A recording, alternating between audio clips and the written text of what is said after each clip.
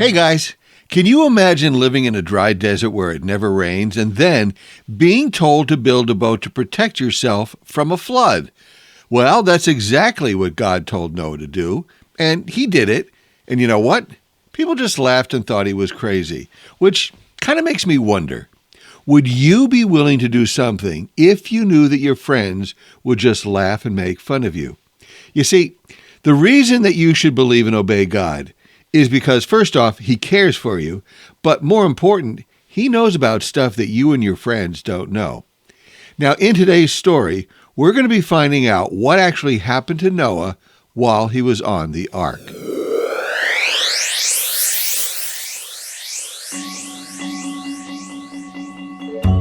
After Noah was finished building the boat, God sent all kinds of animals to the ark.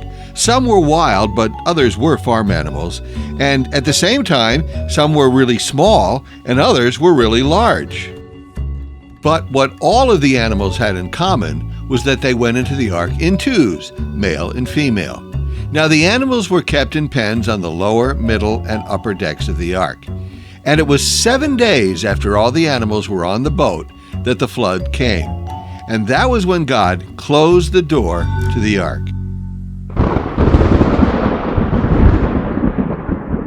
Clouds in the sky poured out heavy rain for 40 days and 40 nights. Also, underground springs split open and they poured out water too.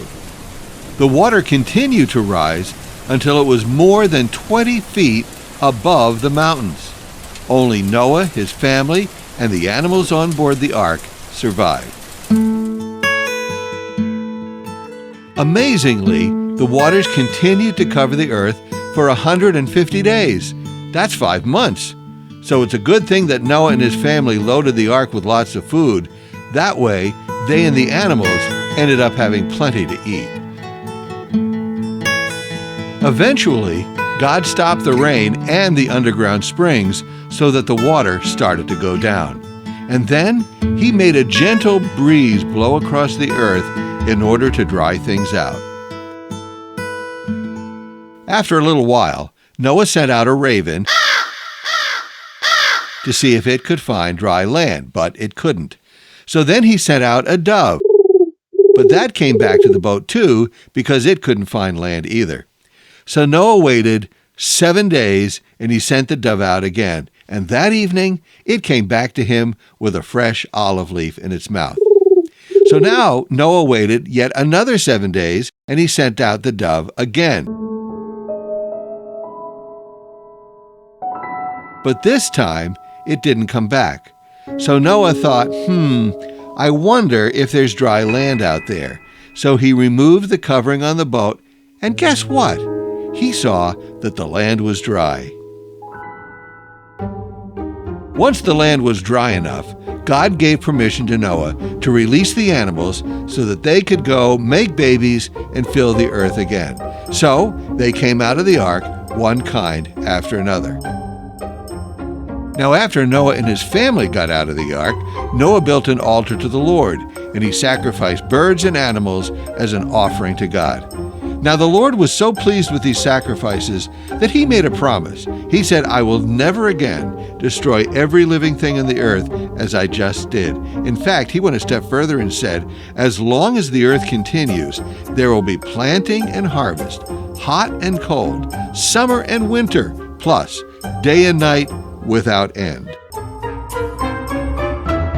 Finally, God said, I have put my rainbow in the sky as a sign of my promise. Never again am I going to flood the whole earth and destroy every living thing. So now, whenever a rainbow appears, I'll see it, you'll see it, and we will all be reminded of my promise. And that is why there are rainbows. So, do you know what the story of Noah's Ark tells us about God?